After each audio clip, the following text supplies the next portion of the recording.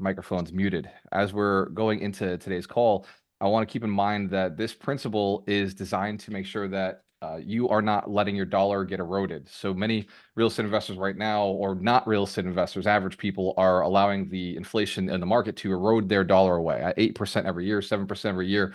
They're missing investment opportunities because they're not paying attention. They're saving the wrong accounts, and they're limiting their wealth growth. If you've considered that money, the gap, the wealth gap, money itself is going down in value, so all assets are going up in value. That's what actually happens with inflation. It's assets go up in value because money is going down.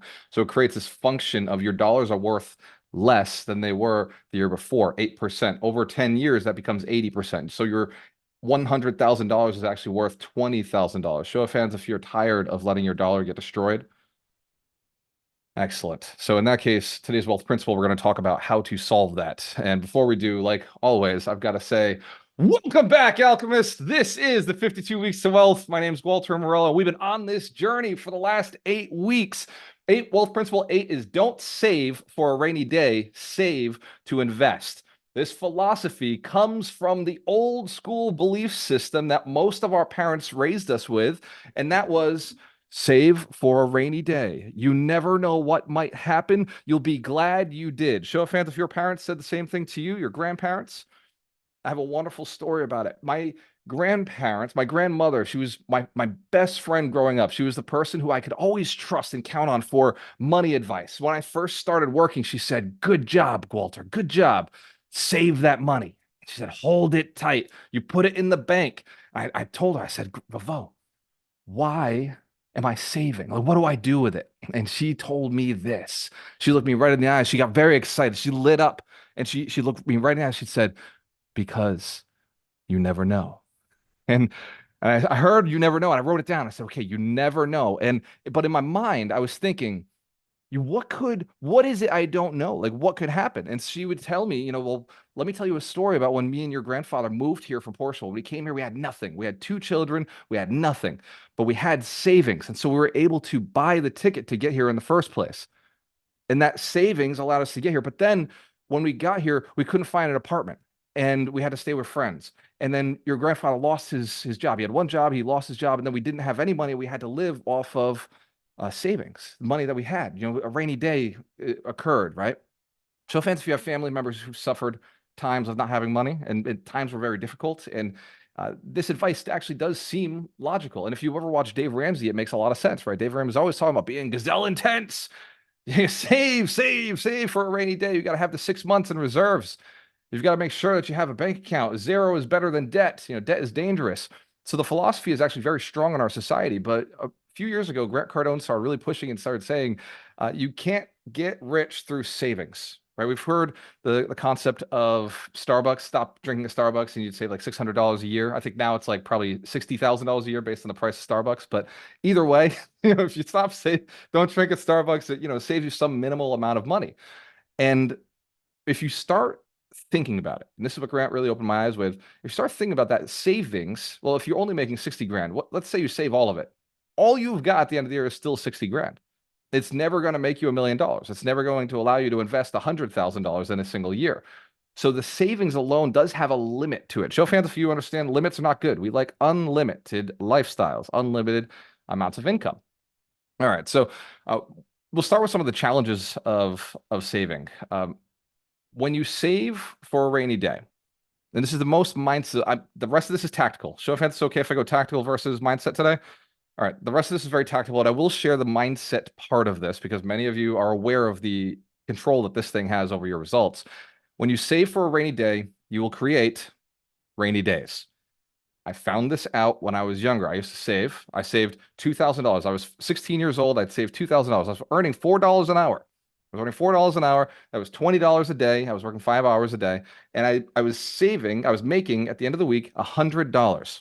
It was tax-free. It was under the table. So the math is very simple. I was making $100. I saved $2,000 in my first year. That was a huge deal for me.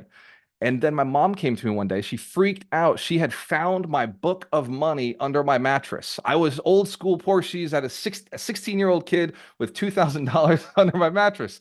She accused me of doing something wrong. She accused me of stealing. She accused me of of doing drugs or something. She's like, nobody has that kind of money. And me, being the person that I am, I was very offended. I was very upset because I always do things the right way. That's why my father raised me, right? I always do the right thing the right way at the right time. So I was very mad, very upset. And I told her, I was like, Mom, here's what I do. I take $100 every week. I put 20 into my wallet and I put 80 into this book. And every single week, I look forward to Friday. I look forward to Friday, knowing I'm going to put 80 into this book and I'm going to put 20 in my wallet. And here's what I do. When I get $100 in my wallet, because it happens, because I don't spend shit. I don't spend any money on anything. I'm using your money for all the stuff I live on, right? When I get to 100, I then take 80 and I put it back into the book. So I always only ever have that 20 in. And I would get excited. I'd open my wallet every single day. On Friday, I'd be looking forward to Friday. I'd be looking forward to going to the bank because I was saving. I was saving. But I didn't know why I was saving. I just knew I was saving because I didn't want to be broke like my parents. I just knew that money was a problem. I had to start saving it because they were so broke, always complaining about it. So here's what happened. My mom said a week later, after she agrees that I am just a great saver and I have a disease, I have some sort of disease, and she started making fun of me like, oh, he loves saving. He's, money bags, Scrooge McDuck, like all these different things she'd start telling me. She comes to me 2 weeks later and she says, hey, me and your father are in a really bad situation. We have credit card bills. We have this debt, a massive amount of credit card debt. And, if since you have $2,000, the interest rates are 18, 20%. If you paid off this debt with that $2,000, it would only be, we pay you a 5% interest. Would you like interest? And I told her, I said, well, how does that work? And she explained interest to me. My mom's very good at math. She's very good at spending. She's very good at math. So she explained how interest worked. And my eyes lit up. I said, you're going to tell me I'm going to earn money for not doing anything? I'm 16 years old. I'm 16 years old, but I'm already understanding this concept of the point is not to work, it's to generate income, right? So I was like, yes, I agree to this. This makes sense to me because she mathed it out. And at the end of a year, I would have an additional $100. And it would take them 2 years to pay me back this $2,000. And I said, yes, I'll sign up for that. And then 6 years later, I found out that they were back in debt again. And when my parents went to get divorced, they were back in debt again. And it bothered me so much because I thought I was saving them. I thought that I was saving the situation. Now, many rainy days had occurred between now and then. Now, I made all that money back and I kept saving. And by the time I left my family's house, I had $8,000 saved.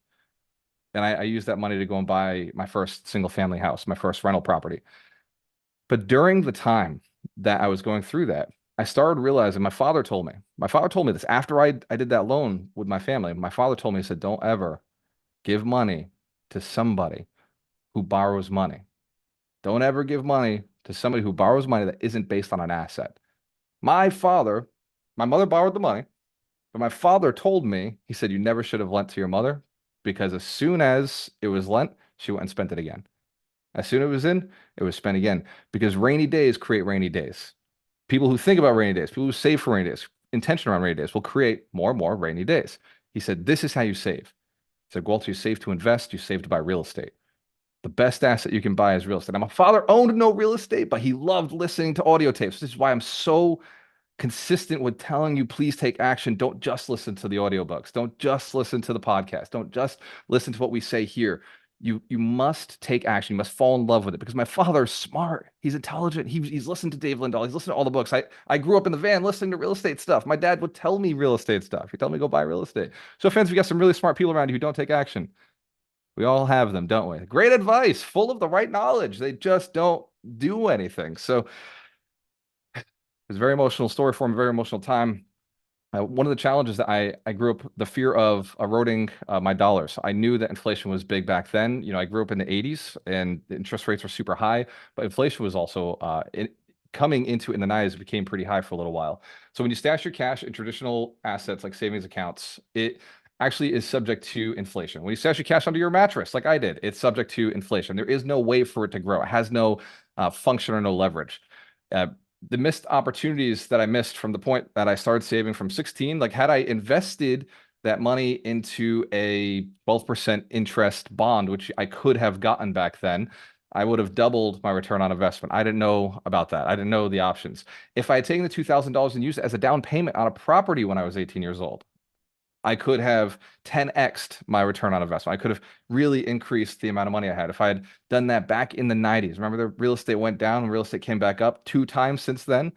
I could have just the $2,000 would have bought me an owner-occupied three-family back then when I was 18 years old.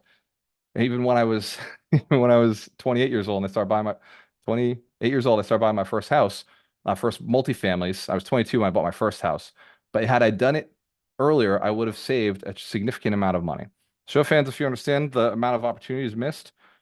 Over the last 14 years of me buying real estate, I have missed millions and millions and millions and millions and millions of dollars of opportunities because I hadn't saved to invest. I saved small amounts to invest. I never set big goals.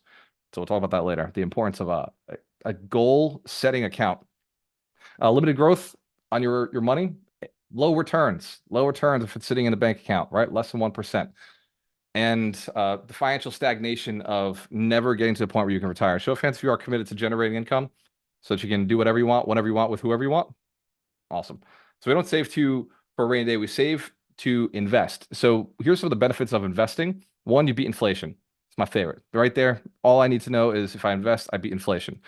Two, you generate passive income. So in addition to beating inflation, that's what the asset does. The asset itself, like real estate, the asset beats inflation because when inflation, the dollar goes down, the asset goes up. But also, real estate provides passive income. It provides cash flow. So this is why I like it more than stocks and why I like it more than crypto and why I like it more than loans and debt and paper assets. One of the challenges I have, and I am a lender and I do lend on paper assets. One of the challenges I have with that particular strategy is the value doesn't go up and down, but I do get the cash flow. So I do like passive income. So the second reason is it generates more income, generates passive income. Number three, you get to leverage the compound effect. Compound interest over time increases the amount of income you're making because it keeps compounding, keeps going up. One of the beauties of real estate is that rents keep going up. Show of hands if you've been a tenant and you know rents go up. When you're on this side of the game, it's like, yes, we save to invest, we raise rents. In fact, this is my favorite time of the year. We've set our rent increases out on the 19th. So we've got 60 tenants that are all getting their rent jacked up by at least $100. Show of hands if you know that's a lot of money. Yeah, $100 times 60, that's an extra $6,000 coming in every single month of unstoppable income. I love this time of the year. You know what I love about the first? Rent's due. So we've raised rents on the first. Rent is due, and we get to see who's paying and who's not who's paying, who's staying, and who's not staying. And if they're not paying, they're not staying. So the fourth one is you're diversifying your portfolio. When you invest and you buy other buildings, like every year I buy one building at least, every year I'm diversifying the amount of rents I have, so the amount of property I own. When I buy a three-family, I can only, if I put all my three families in the market, I might flood the market. When I buy condos, if I put all my condos in the market, I might flood the market. But if I buy, so we have this mix and flow for the past few years, we've been selling condos, single families, two families, three families, four families, five families, 5 units, and we just sold a 10 unit. When we put 5 buildings on the market, it's all different types of inventory. We're diversified. We're not flooding the market with our inventory. Show of hands if that makes sense. And to give a better example of that, there's only 33 families that ever sell in a month in Fall River. So if I add 3 to the market, that's 33. That means 2 of those are probably not going to sell if the rest of the market is already bringing the inventory to the space. So we have to be very cautious when we are selling things back to back. So you want to diversify your portfolio. One of the beauties of being diverse across multiple states like we are now, we're in Illinois, we're in Mississippi, we're in Massachusetts. That gives us a much more diverse, I can sell everything at once and I'd be able to jump out. So it creates liquidity for us. Also, if one market's down, another market may be up. And number 5, building wealth. We're an Alchemist Nation, right? I'm looking for 100 volunteers. By the way, I'm going to change the phrase here. 100 volunteers who are committed to building 100 millionaires. Show of hands if you're committed to being one of those volunteers. Hell yeah. Give yourselves a round of applause. You ain't got to be a millionaire to build millionaires. Shit, I was building millionaires when I was a real estate agent, a broke real estate agent, right? I was building millionaires by selling them real estate. In fact, I'll make a post later. There's 20 real estate professionals that the government identifies as real estate professionals. 20 people who build millionaires just by being licensed, just by their certification. And those are the people that we're looking for to help us and volunteer with us to help build more millionaires over the next few years. Now, in order to save for investment, you have to mentally, and we're going to do an exercise right now. I don't have Doug on the call, so we won't do we'll do a little exercise like that. Who here likes the mindset work that we do with Doug? Okay, so I'll do something for you. Pull out a piece of paper. Here's your action step to save to invest versus saving for a rainy day. And you can go back to the book. Actually, Set for Life has something like this too, but Secrets of the Millionaire Mind has a 6 bank account system. And the reason the system is so important is if we have bank accounts that are required, they have a certain intention behind them, we can't take money out of it. Real estate is even more forceful. When you buy a building, you definitely can't take money out of it for quite a while. Show of hands, have you ever been locked into a property, equity locked in? So it's a forced savings plan. This is one of the reasons it builds so much wealth. When we get paper hands, we can't sell. Right? We get nervous, we get freaked out, like we can't sell, we're forced to hold, and we figure it out. We find a way to get cash flow again, we find a way to deal with our partners, we find a way to get our management taken care of. When I get nervous or shaky in the stock market, or I get nervous or shaky in the crypto market, I can just sell. Foot gone. Paper hands. Nope. That diamond hands. I didn't have to have diamond hands. Just went, disappeared. With real estate, you're forced to hold. You remember in the crypto space, it's very interesting. Diamond hands are formed because diamonds are formed under pressure. Show of hands if you're familiar with the term. Diamond hands, right? And then paper hands fold like a deck of cards. So we want to hold our assets. We want to hold our money on our bank accounts. So here are the 6 different types of bank accounts. The first one is necessities. This should be 50% of your income. Necessities are things like rent or mortgage, food, shelter, or clothing, and transportation to get to work. Those are necessities. I've had this conversation with Dorina. She thinks that her time at the horse barn is considered a necessity. I have since convinced her that it is not. That is the next account. There's something called play. And a play account should be 10% of your money. 10% of what you earn is yours to blow. 10% of what you earn is yours to play with, to go have fun with. You might want to write these down. These are really important accounts. And you should create multiple accounts, or at least have jars in your house or folders or envelopes somewhere where you can split this money up. I do it with bank accounts, but the first time I went into my bank, I said, look, I need 6 accounts. And they're like, sure, whatever. And I created all 6 accounts. And then I started putting money into each one religiously. The second one is an investment account. You need 10% goes to investment. So it's investment for investment, savings for investment. You have your spending account. This usually can be a credit card, or it gets paid with a credit card. It's a credit card, it gets paid with a debit card, a debit account. So you got savings, necessities, and investment. The other 3 accounts, one is for charity. You should give 10% of your income away to charity. I think you should give away, if you're religious, you have a church, give it away to church. If you have grew up with some sort of disease and you're looking to help cure that disease, you should give to that charity. Whatever your heart compels you to donate to. The other one is savings for fun shit or solving problems that may occur in the future. This is another 10%. And the final account is savings for education. You should be furthering your education, moving yourself into a space of having access to new knowledge, new awarenesses. And people fluctuate on the education, the charity, it's wherever your heart goes, right? You could do 5% on one, 15% on the other, 10% on one. If you have an additional 5% sitting around, you can put that into necessities, or you can do like I do, and I throw that into my investments. But that structure, when you create each one as a sacred account, is this is only for play. When you run out of play money, if you're a spender, when you run out of play money, it forces you to go make more money. Or when you're like, I've spent all the money on play, I got to go make more. If you're an investor like me, the second I run out of investment money, I'm like, shit, I got to go make more investment money. And it's forced me. My income is now a little bit different. Now 30% goes into savings and 20% is in my necessities. I've shifted money around. Show of hands if that's okay, if you want to shift. And most really successful people do. Eventually, they put more and more into investments. But I have a hard time spending for pleasure. I have a hard time spending for fun. I don't really get joy out of spending money, but I do get joy out of having a nice cell phone. So I just recently bought myself a new phone, and I bought myself a new computer. So I get to see your faces in more vivid clarity. Those spends are also investments on my business side. So I'm able to write off the tax. Save to invest that 10%, and over time, you'd like to increase that, maybe 20%, maybe it becomes 30%. Show of hands if we grasp this simple concept. The first time I did this, like logically, like I could really think that I was saving for an intention, was the first time I saved the most money in my life. Show of hands if you'd like to know how I did that. I went and I looked at the type of property that I wanted. It was a six family in Fall River. And it was the first time that they had required that I put 25% down. It was the first time that they required a big down payment. And so I went and I looked at the prices of the properties. They ranged between, remember the days when they ranged between 250,000 to 300,000 for a six family? I don't know if you remember those days, but I do. I was there.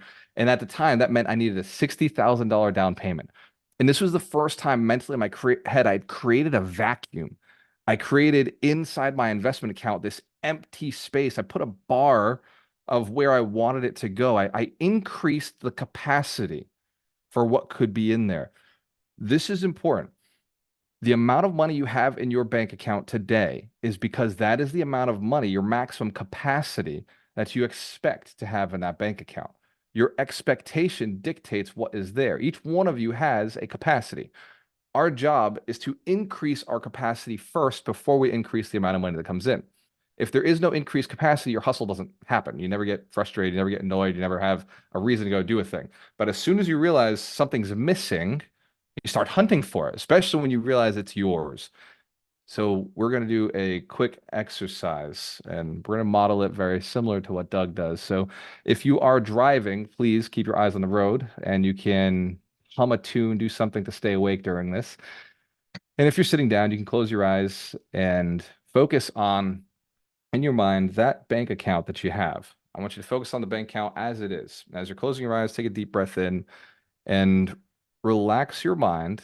And you may feel some tension around the bank account, and that's okay. You're allowed to feel tension around a number you're not satisfied with. We're not here to look at that number and say we're satisfied with it. We're here to look at that number and say it's too small. We want more. Now, I want you, as you're looking at this number inside your head, it's your actual bank account. Visualize the way you look at it, whether it's your passbook savings, whether it's your online banking, it's on your app in your phone. I want you to look at that number and I want you to increase the number with a zero at the end. And if the number is so small that adding that zero doesn't make it big enough to get you excited, add another zero. You have permission to make this number as large as you feel would be satisfactory for you. We want to increase your capacity. Now, as we're looking at it, I want you to start feeling a little bit better. I want you to think of a time where you had nothing in that account. I want you to remember a point where there was absolutely nothing. The day you created it, there was almost no money in there. And they asked you to fund it with a minimum amount. You funded it. But over time, you were able to increase that amount. Now, if you're one of those people who funded it and then spent all of it, I want you to visualize zero in the account. The time that there was there before you even created the account, there was nothing in there. And now at this point, you do have something. Money has accumulated, which is proof that you were capable of saving money. It's proof that you're capable of holding money inside of this account. So as we're looking at that, I want you to increase the strength around what you've done to hold it. I want you to increase the strength of excitement in feeling that money sitting in your bank account. And as we're doing this, again, add the zero and increase it. I want you to think in your mind as if it's a thermostat. If you've ever watched charities, they start with the big thermostat. At the bottom, there's like a little line that just says, here's how much we've raised. It's, our goal is 500,000. We've raised $5,000. We've got 1%. I want you to visualize that money goal thermostat inside your head for your savings account. This is your capacity. Now, as we're drawing out the thermostat, I want you to increase line by line, more and more and more thermostat above you. So there's a lot of empty space. Seeing that little bit of mercury at the bottom, the little bit of red at the bottom, and increasing the amount of white space over the top of it. This is increasing the capacity of your bank account, currently increasing how much it can fit, how much is able to go into it.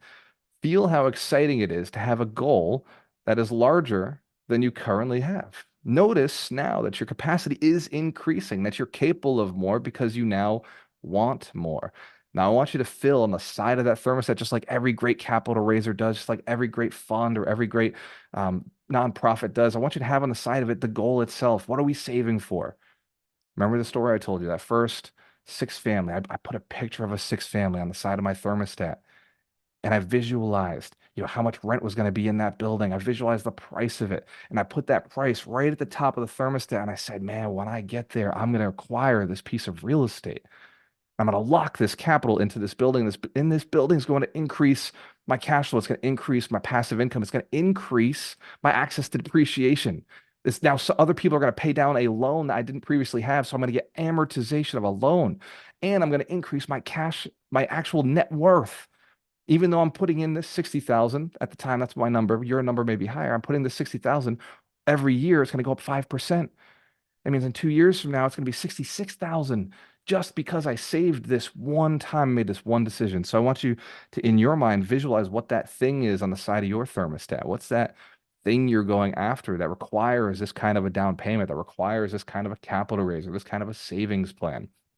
I want you to visualize how exciting it will be when we accomplish it together, when you have it, when it's, oh my God, like we've done it. That you watch every single week as that bar goes up, as you increase the mercury, just line by line, little by little, maybe some big shots, some small shots, consistently pouring money into that thermostat, into that account. I want you to connect the count to the thermostat in your mind. You've increased your capacity. You've created a goal. You've created a reason to go and invest and save. And now I want you to connect that to your bank account and see where it is today as the bottom of that thermostat, the very bottom of your actual goal. And as we're feeling this and thinking about it and seeing it, I want you to enjoy the moment knowing that you have increased your capacity now. And now, unlike the rest of your life, you've taken a moment to look at what you're capable of in your bank account and finally spent some time and attention on it. There's a saying in the personal development world, what you think about, you bring about. What you focus on expands. What you set intention on, you get more of. What you track, you receive. And so now you're tracking in your mind. Now you've set a new intention. You've created a new capacity. And this is your new reality. So as we're coming out of this, you may want to write down very quickly those numbers, those things that you've identified. You may want to visually write down your thermostat. Put the numbers at the bottom where you are today, the number at the top, the goal on the left. And you can open your eyes and come back and just feel a little bit more excited about where we're at. We'll do the 3, 2, 1, wide awake, and coming back into the main room of awareness. Show of hands if you're glad that we took the time to increase our capacity today. Absolutely. Give yourselves a big round of applause. It's a lot of work. It's mental work that nobody ever does. Broke people do not look at why am I not saving enough? It's because they don't have the capacity. You now do have the capacity, and it will take exercise. What we did today was the work. We did some hard work of that first time down a path. And for some of you, it's not the first time. It's just a path you've visited in the past. The more often you do this and you look at this thermostat and you look at this capital raising goal, you look at this savings goal, the more likely you are to find ways to get there. The more likely you are to get a little creative about your savings. When I drive my Toyota Corolla, let me tell you how I feel. Every time somebody looks at me and judges me, I'm in shape, I'm dressed up, I'm suited up. I got the most gorgeous girl in the world. She comes out of the car, I come out of the car. People look at the vehicle and like, what the fuck? Why is he driving a Toyota Corolla when he's a multimillionaire? He's got this social media, he's doing all these things. Like, why is he driving this Toyota Corolla? In my head, this is what that feels like because I'm fucking smart. In my head, I am withholding myself from a nice thing that other people would enjoy so I can buy investments. And it feels every time somebody looks at me, every time somebody judges the vehicle, and I do this all the time. Anytime somebody judges my vehicle or judges the way I operate, I think that's fucking right. And that's why I own all of these different assets. That's why I have all of these different businesses, because I spend every single dollar on investment. Everything that I would have spent on lost, just money spent, I spend on investment. I don't pay taxes for the most part. I will get fucked a little bit this year because I made a mistake. But I don't generally pay taxes because all my money goes into investments the way the government designed the tax system.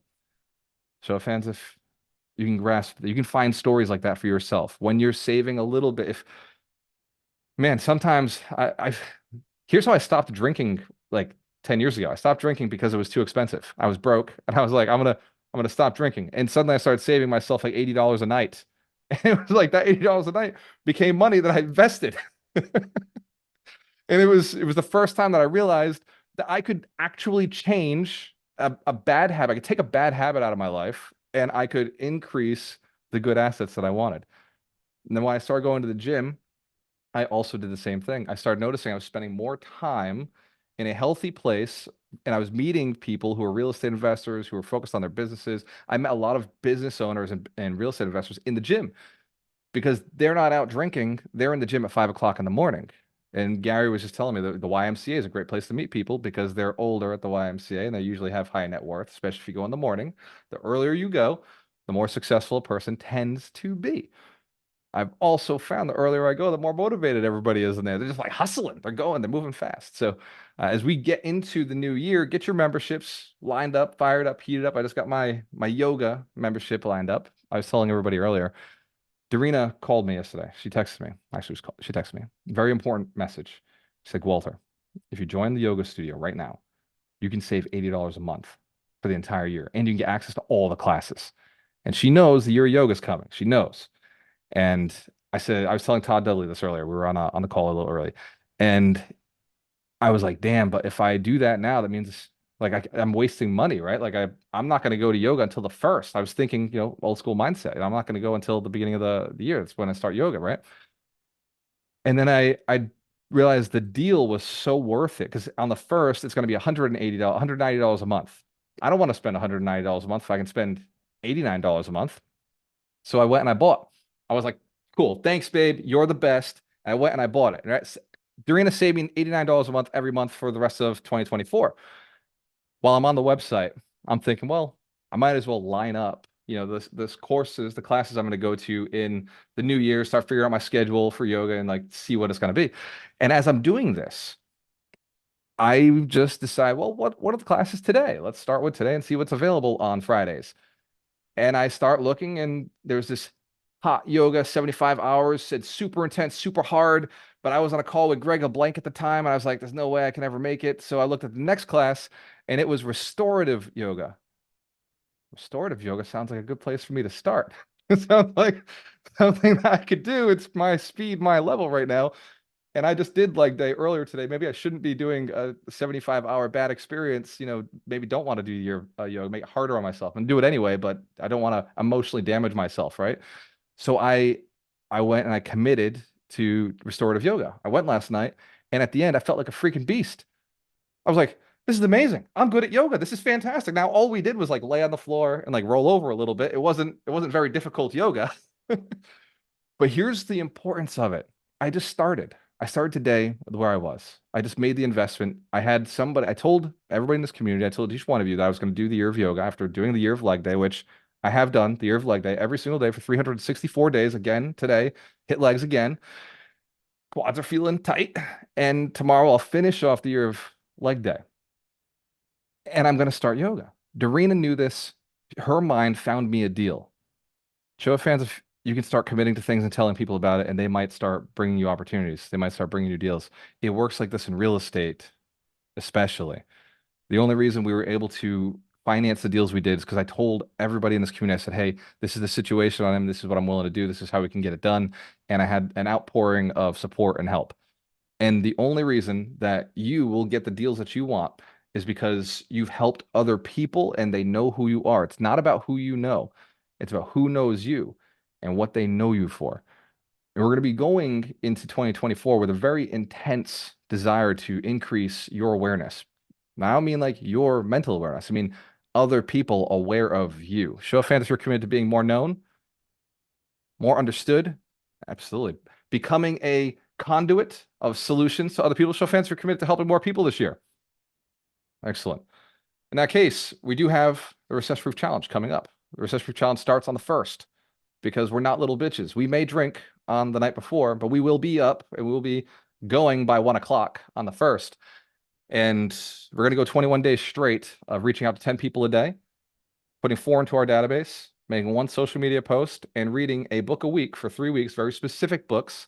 These books are How to Win Friends and Influence People. If you've read it before, you're reading it again with us every day, 1 o'clock. We're going to read the book. Well, you're going to read it before that.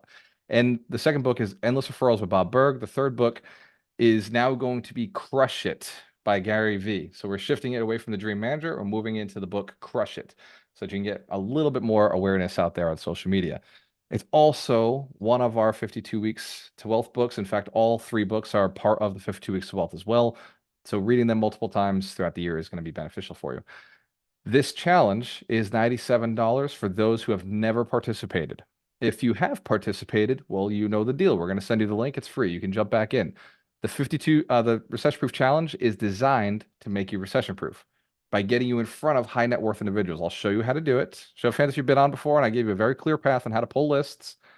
Excellent. How to find millionaires in your market. I'm going to show you how to do it again. We're going to reach out. We're going to have the conversations, and every day we're going to do an action, a mission. At the end of each one of those missions, I will tell you the same thing I've said for every single month that I've run the RPC, and that is this mission will not self-destruct, but your business might if you don't take action. And we're going to take action. We're going to take action every day for 21 days. Show of hands if you're committed to taking action in the Recession Proof Challenge this January. Hell yeah, give yourselves a round of applause. I love seeing the success of the community. If you don't have the link, it is challenge.alchemiststation.com. Very simple, challenge.alchemiststation.com. And we are going to do the Recession Proof Challenge every single month until everybody here is rich. I do have a big ask for you, though. Is it okay if I make a request before we do the book of the week? All right, my big ask is I'm looking for volunteers to help run our local events. Some of our local hosts are overwhelmed. There's a lot of work, and they're not able to do all the smiling and all the relationship building and all the checking in. Show of hands if you would love to help more people this year and you have a way to monetize those relationships. Excellent. Excellent. If you have a way to monetize those relationships, then you may want access to the list of attendees every single month. The way you get the access to the list of the attendees is you volunteer for our events, and you must show up. If you do not show up, that doesn't count as volunteering. Show of hands if we understand how volunteering works. Excellent. The other option is you could be a sponsor of one of our events. We have some of our sponsors on the call. Let's give all of our sponsors a big round of applause. They're very helpful and supportive in sitting down and adding value. They're mortgage brokers, they're attorneys, they're lenders, they're realtors. They are coaches, and so they do a lot of work with building millionaires. All of our sponsors are part of a trusted team. The trusted team's design is to build millionaires, to do the work. Remember I told you there's a list of 20 real estate professionals. Those are the people who are actually building millionaires. So let's give all of them a big round of applause. The trusted team's working hard. There's a lot of meetings. There's a lot of conversations, a lot of mindset. There's a lot of, hey, go get your fucking credit right. There's a lot of work going on behind the scenes in Alchemist Nation. So we are looking for volunteers. If you would like to volunteer for an event, you can go to events@alchemiststation.com. I'm sorry. Send an email to events@alchemiststation.com and let us know which event you'd like to volunteer in, or just let us know you're a volunteer and let us know where you live. We'll find the closest event to you. So we are looking for volunteers to help and support our hosts. Some of our hosts are no longer able to do the hosting of events. So if we have an event without a host, we may be asking for volunteers to host those events. Show of hands if you can pitch in. Excellent. It's very easy. Yep. Give yourselves a round of applause. It's very easy. Here's the benefit of it. You get the list. You get access to the community. If you're looking to raise capital, you're looking for deals, our volunteers get first shot at the deals within the group. They get first shot at raising capital. The hosts and the volunteers will help you raise capital. Show hands if you're committed to helping other people raise capital if you don't have a deal going. Excellent. Yeah, perfect. So we're looking for 100 volunteers who are committed to building 100 millionaires each, and you can send an email to events@alchemiststation.com if you'd like to volunteer. Also, in the Recession Proof Challenge, we'll be training you on how to increase the amount of people that you have to work with. So increase your business, increase your capital raising skills, and increase your off-market deals. It's a very exciting year. If you are not making money this year, if you're not making the goals that you want, we just set capacity. If you're not hitting it, join the challenge. We'll figure it out. I will show you why you're missing money in the challenge. You'll start realizing what's going on, and you'll have a solution to fixing it. That being said, there's a book this week that should have been on our 52 Weeks to Wealth a long time ago, but me, Mike, Mitch, and we went and looked at it and we said, man, this book needs to be there. It's a recent edition. We added it last year, and this book has been a game changer for the community. Without further ado, let's bring on Michael Shine. He is the holistic attorney. He's the keeper of the books. He's our closer, and he also helped me pick all 52 books that go with the wealth principles. And if you're wondering why it's a book a week, it's because CEOs read 50 to 60 books a year. Show of hands if you're the CEO of your life. Yes, you are. You're the CEO of your household. It's your responsibility to make sure that you're educating yourself and taking action, because reading is not enough. But the average person reads one book a year and don't even finish it. So by reading 52 books, by reading a book a week, you have a 52-1 advantage over the average person. Show of hands if you don't mind unfair advantages, as long as they're moral, ethical, and legal, right? So one more time, let's give it up for Michael Shine. Book of the week. Hey, Walter, just to confirm, it's Set for Life by Scott Trench. And oh my God, I absolutely love this book. Anytime, and this book is not just for people in their 20s and 30s, but anytime I meet someone who's interested in real estate, who's a youngin, sometimes we even meet 18-year-olds. It was actually, I said to Brenda, "Where's Set for Life right now? I can't find it." And she goes up, and it was in our son Noah's room. He's 16, so there you go. Um, it's an amazing, amazing book. Scott Trench, if you recognize his name, it's because he, when I bought the book, he was vice president of Bigger Pockets, but now he is the CEO of Bigger Pockets. But his story is just incredible. He started buying real estate when he was 20, and he retired by the time he was 27. And retirement for him meant that all his debts were covered by passive income from the real estate he bought. The way he writes is, I think I said this last year, he writes for like people with the left brain mentality. He doesn't pull punches. He tells it like it is. Like he just tells you, go get it. And the first thing he does, and I did want to mention this, is you need to get a runway of $25,000. And if you can't find a way to get a runway, I would go up on Alchemist Nation and post that you want help, because I know that Walter several years ago was like, Walter, tell me, how much was it you said you could get in a week? Was it like $1,500 or? I did a post on how to make $1,000 extra a week. Yeah, I did a whole training on it. It was an hour-long training on how to make $1,000. I did 4 different ways for the 4 different disc profiles, because the D's said I wouldn't operate that way. The C's were like, I'm not talking to people. So we we went through and we showed 4 different ways in real estate to make $1,000 a week. Yeah, so if you're overwhelmed with the first 25K that Scott Trench talks about, talk to Walter, post on Alchemist Nation. We can definitely get you to the 25K. Then that runway takes you up to 100,000. Now you're buying real estate, and the next thing you know, you buy a just what we were talking about, at least a property a year, and taking something from the one thing Gary Keller says, buy one property for the first 5 years, one each year, and then in years 6 through 10, buy 2 properties. That would mean in 10 years, you would have 15 properties. You could pretty much retire on that right there. So, but what I love is he doesn't sugarcoat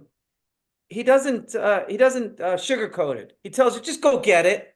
And he's like a DC personality, and he's got the numbers and all that good stuff.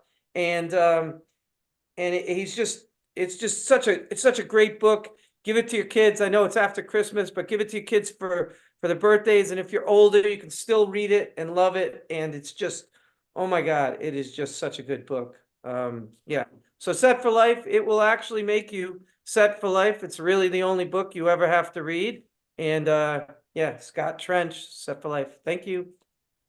Let's give Michael Shine a big round of applause. He's been working with us for the last 5 years, 5 seasons of the 52 Weeks to Wealth, 5 years of building millionaires with us. We've built over 30 millionaires together using the same exact philosophies we're working with you through right now. Many of our millionaires are still in here going for their pentamillion, going for their decamillion. Many of them are very close. In fact, I was interviewing with a lot of our millionaires recently, and you're going to see them coming out on the podcast. Mitch Jorsky and Andrew McMurray will be interviewing some of our millionaires in Alchemist Nation that we've built together.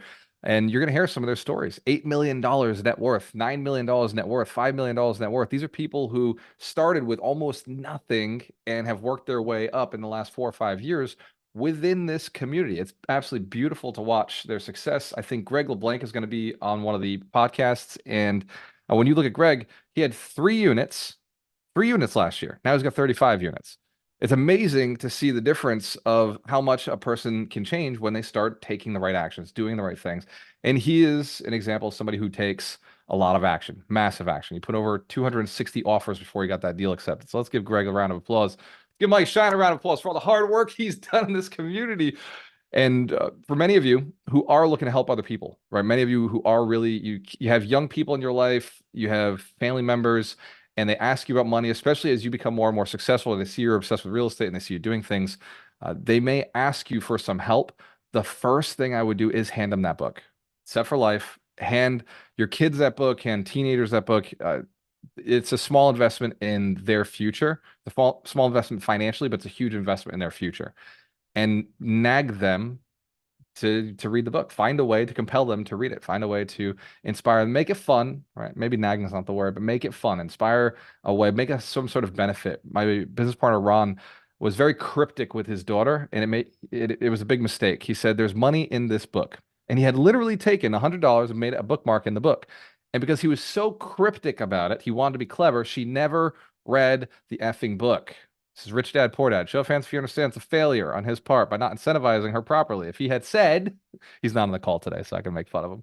If he had said, Shelby, I will give you $100 the day you read this book. Now, here's the deal. If that didn't work, shift it to I'll give you $100 the day you read a chapter in this book, right? This is his daughter. So to me, it's like, bro, we got the money. I'll make the investment. Shit. Like I want to see her do well. Whatever you do when you pass a book along, see if you can gamify the situation. You'll notice we do that in the Recession Proof Challenge. We're gamifying how to win friends and influence people. We're using it in our posts. We're using it in the challenge itself and the calls. And so you're going to see how this works. But my suggestion is give this book away to people. I make nothing from telling you this, except for the fact that I'm the one who told you this. Me and Mike get a lot of credit for having helped you when your friends and family are thanking you for these kind of gifts. Show of hands if that makes sense. It will work for testimonials. A good review. All right. So we're going to open it up to questions because by far the most important thing that we can do as real estate investors is communicate our goals and ask for help. Look for somebody who has a solution. So for everybody on the call, let's give you a big round of applause. Let's unmute the mic. Let's go. Q&A time, baby. Let's get it.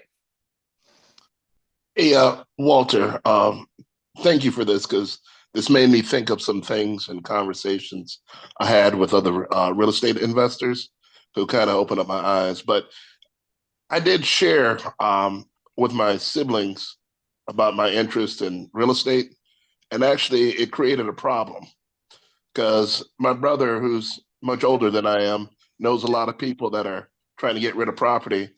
And then what happened is he mentioned a couple of people, and it's like, well, I made a mistake of telling him what I was thinking. And there was a gentleman, and he's got a house in Florida, and he goes down there to race. And I know Florida right now, you know better than I do, insurance is an issue. And I made the mistake of saying, you know what, I don't know if I can get insurance, and I may have to sell it. And my brother's like, well, you can't do that. I was like, what? Yeah, you can't do that. And I go, do you understand what I'm saying? And it actually created a problem because he started bringing me deals. And I'm like, some of these deals were out in the country too. And it's like, well, I don't know how to price that. And he's like, well, price doesn't matter. I'm like, what? So if you have some suggestions, I'm open. Awesome. So let's give Todd a round of applause. Good.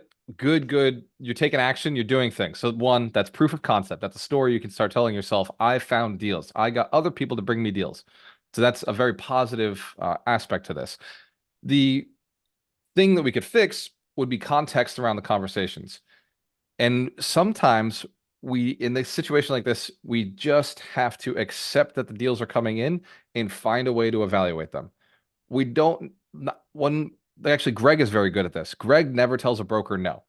He never tells a broker, I'm not interested in that deal. He says, thank you so much for sending me this deal. They send us stuff that doesn't make any sense for us, right? Thank you so much for sending me this deal.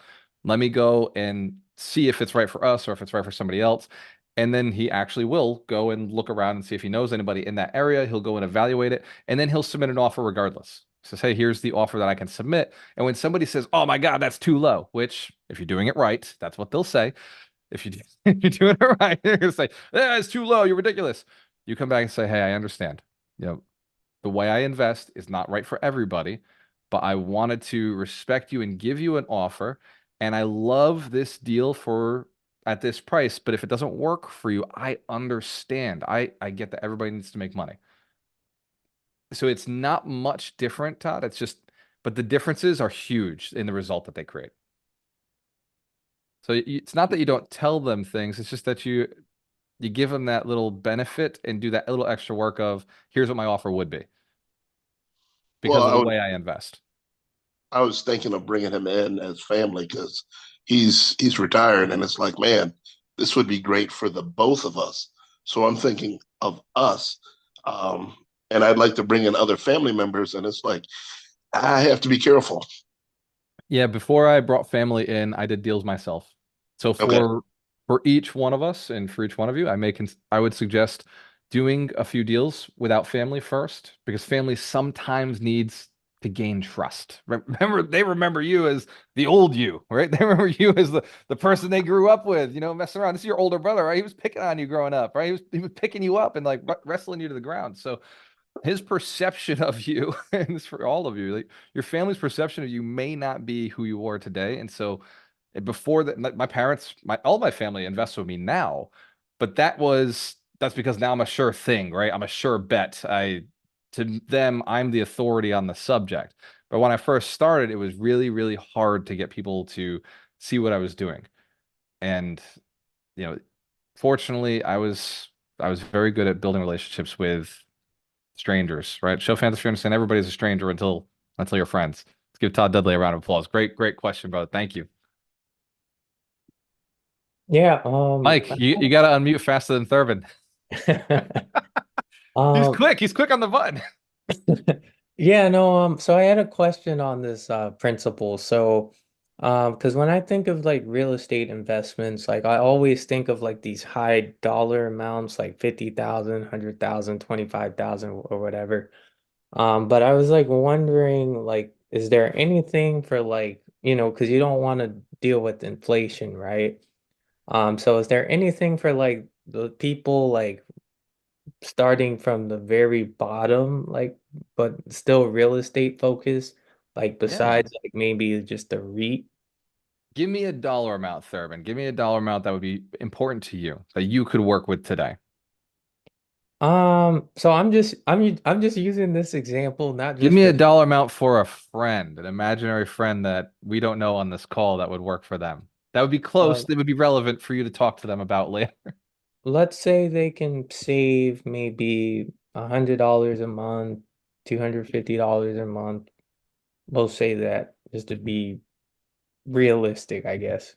That is a very realistic savings plan for anybody in the United States. Maybe in Philippines, it might be a little harder to do that, but I think here in the US, you could save $1,200 a year.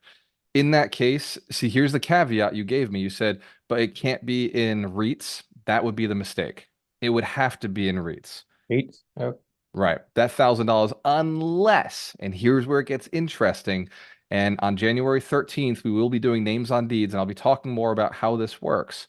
But you can take that $1,000 and make it the deposit on a deal if you have a partner who can bring the rest of the capital, or if you do subject to, where it doesn't require any money from you to close, or if you do seller financing, which again doesn't require any money for you to close, and you can have the seller pay for any kind of closing fees. So it depends on how creative you are. And my strong suggestion is that you bring in capital partners in the beginning when you don't have money who have experience in real estate because you may need somebody to save your ass. You may need somebody to make sure, like somebody who has the ability to make sure their money doesn't get lost. Like Michael Shine is a perfect example of somebody who invested with relatively newer investors, but he knew they were hard workers. And so when mistakes were made in the property, he knew what to do.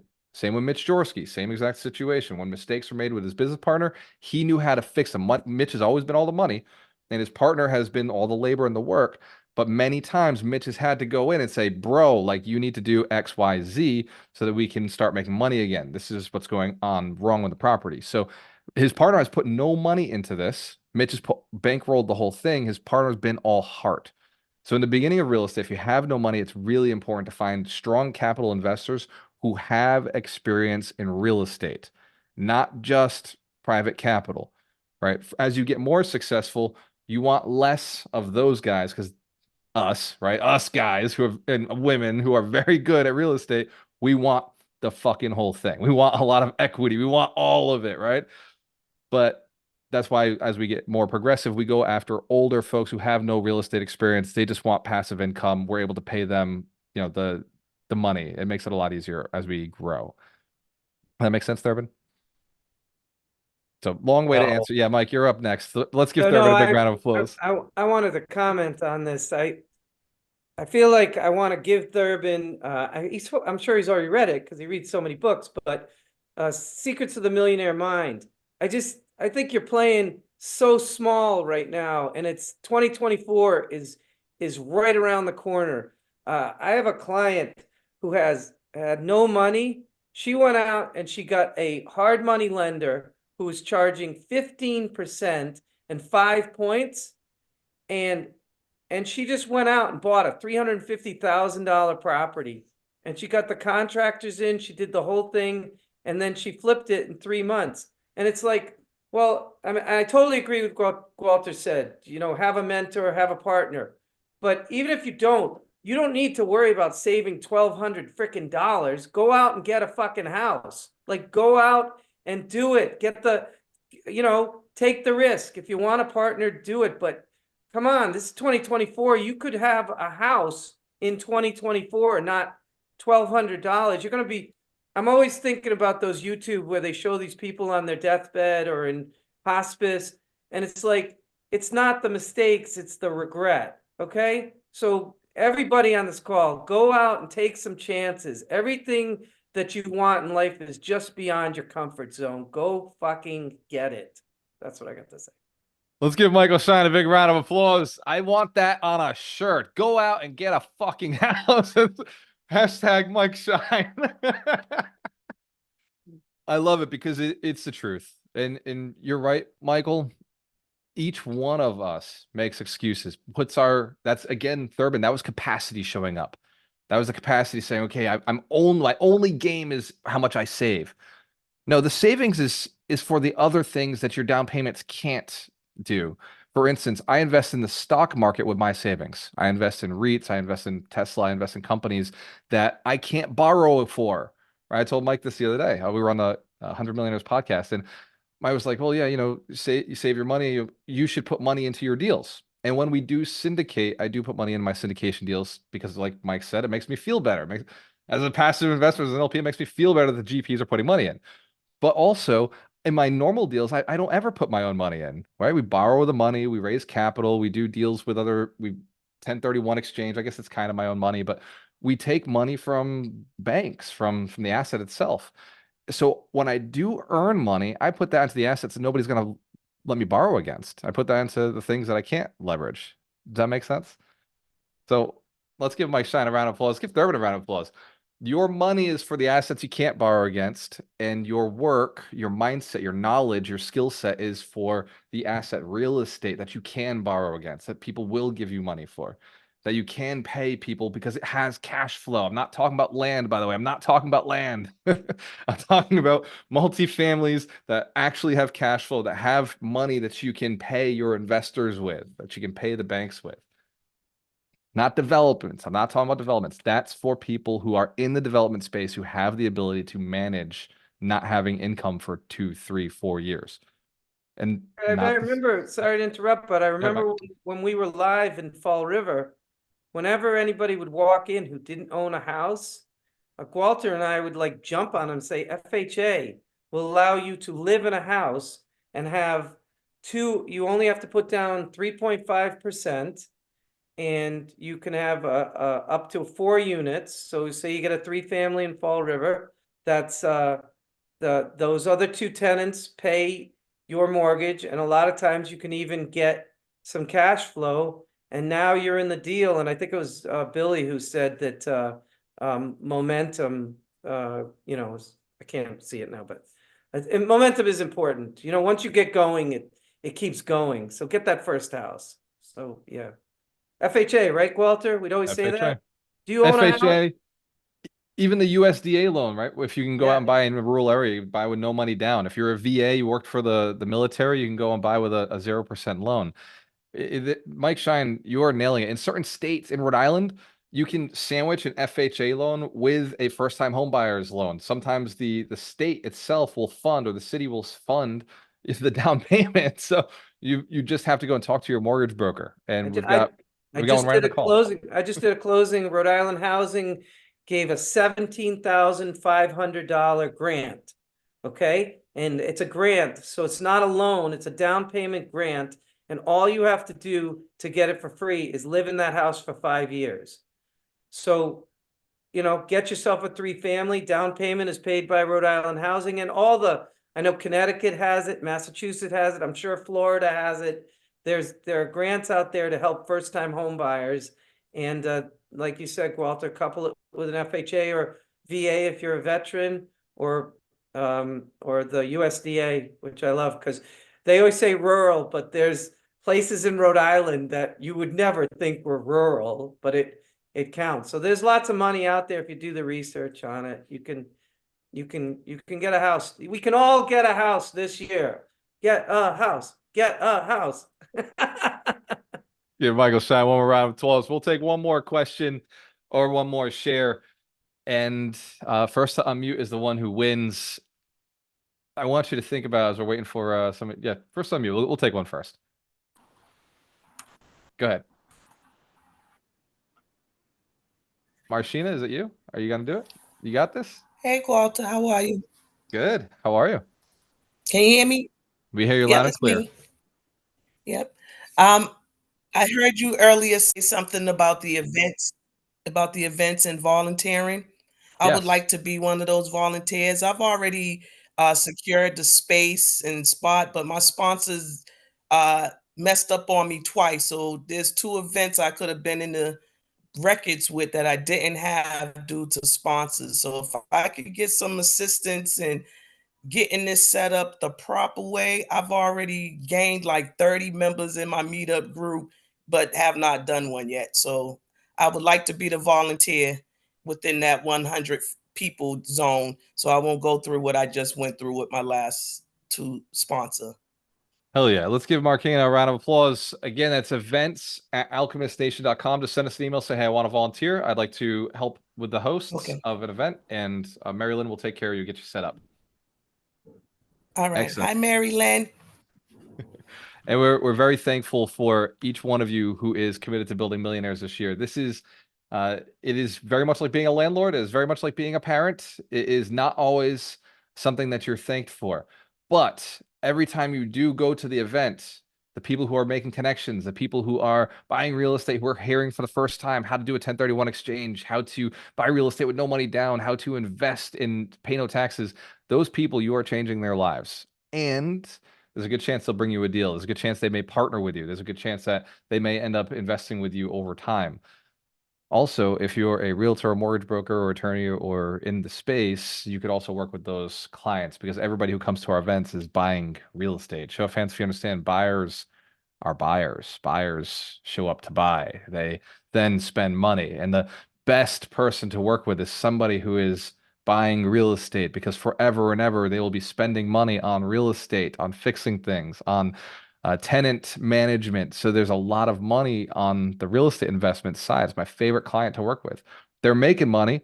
They're spending money. They know how to roll money. The richest people I know are all about velocity of capital, how to move money fast, how to keep it rolling, how to keep it flowing. Remember, money is like currency. It is a currency. It's kind of like the current of a river. The idea is the faster you flow it, the more of it you get. The faster it flows by, the more you get to keep, the more comes by in the future, because you're creating a vacuum. Has anybody ever watched a river happen for the first time, a dam flood? Has anybody watched like a dam burst out?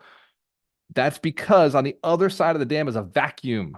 There's a vacuum. That's what your capacity is today. Remember, we increased our capacity. There's a lot of room on the other side of the dam for money to flow, for water to flow. And all we had to do today was say, clear out a path, and now remove the dam, remove what's stopping the flow of money. And now that vacuum gets filled in. Show of hands, you're committed to removing the dam in 2024. Excellent. Fuck it. Do it now. Give yourselves a big round of applause. Each week, On the 52 Weeks of Wealth, our goal is to double your income, double your net worth, to help more people do the same. And in Alchemist Nation, we are looking for our 100 volunteers who are going to help us build 100 millionaires. Next week's Wealth Principle in 2024, the new year, we're going to start with tracking your net worth. We're going to teach you how to track and focus on your net worth, because your net worth is truly how you retire. If we don't build net worth, we have to work the rest of our lives. Show of hands if you're committed to being able to help more people in the rest of your life. For fun, because you enjoy it, because it's what you feel you want to do, not because you have to. So the only way to get to a truly abundant place, I work with a lot of entrepreneurs like, oh, I love helping people. You love helping people, I believe that, but you also have to pay your bills. And sometimes that's what gets you out of the house. I'm in a very blessed place where I come out because I see you. I know you'll be here. I know what you're looking to do. I want to play with you at a higher level. I want you to feel what that's like. And net worth is the only reason I can play like this. Ron and I made $1.6 million last year from our real estate business. We donated 100, that's what I call it now. We donated $160,000 to Alchemist Nation to make sure that this community was running, to make sure that this tribe is moving and operating. In fact, in 2024, we're actually going to shift our structure of Alchemist Nation over to be a non-for-profit, so that those do count as donations versus expenses. And we're going to continue to operate this because we have 3 other businesses, and we're going to run those businesses the way they run: our capital raising company, our acquisitions company, and our rental property management company. And those will be our main income streams. We're going to keep operating the way we have been. And we're just going to make Alchemist Nation our charity, because it has felt like that the last 5 years I've donated. Me and him have donated over $250,000 to this community to build it, to invest. It's our own money. We've also raised, so I want to give each one of you credit. We've raised over $1 million in Alchemist Nation through paid events, through sponsorships, through ticket sales, through programs we sold, through coaching that we did, masterminds we ran. So let's give everybody who's ever paid for anything in Alchemist Nation a big round of applause. You are a part of that $1 million that has been raised in Alchemist Nation to help us keep this going. So 1.25 has been invested to keep this community strong and growing, and most of it was you. So Ron and I only donated a small piece of it when we compare to everything that you've done. So it is your hard work within the community, the people you're caring about, the people you're showing up for, the calls you're making, that just being that touch to the human being who doesn't know that somebody cares about them, being that person who cares about their wealth sometimes more than they care about their wealth. Show of hands if you've talked to those people. You want their success more than they do. People need you. They need you to show up. They need you to be that person, because sometimes they forget how important money is, or how capable they are, or how they have the capacity to actually impact their family's lives. Some people just give up. I have the blessing of being a father soon. Like, that's a new thing for me. But many of you are already parents. Many of you are already proving that you can be helping other people, building wealth, and have, like Mike Shine, 5 kids, right? Like Mary Lynn and Gary, 9 children. And some of you, 2, 3 children that you're taking care of and raising, and building these beautiful little human beings who will be adults one day, helping other people because they see your example. They see what you're doing out there. They see the impact you're having, and the work ethic you have, the morals you have, the things that you do to be as impactful in their lives, right? Because we got to spend some time with them this weekend, right? It's New Year's. And also impactful in other people's lives, showing people that it's actually possible. So as I come into this fatherhood thing, I just want to thank each one of you for being wonderful examples of what it is to be a giver, somebody with the abundance mindset, to be great parents, to care about your children, to care about other people's futures, including your own family's futures. So from the bottom of my heart, thank you so much for everything you've done to inspire me to keep coming and doing this over the last 5 years. And remember, as we're going into the new year, you are an unstoppable force for good. You're an unstoppable force of money.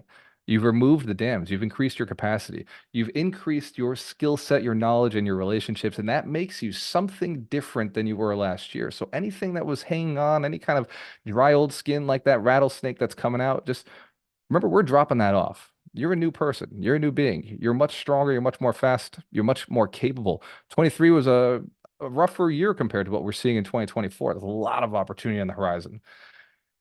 So as you're going into it, remember, you worked hard for this. It's okay to have all of the benefits that come in 2024. It's okay to receive all that extra income. It's okay to have all the extra property. It's okay to have all the extra friends, all the extra love, all the extra joy.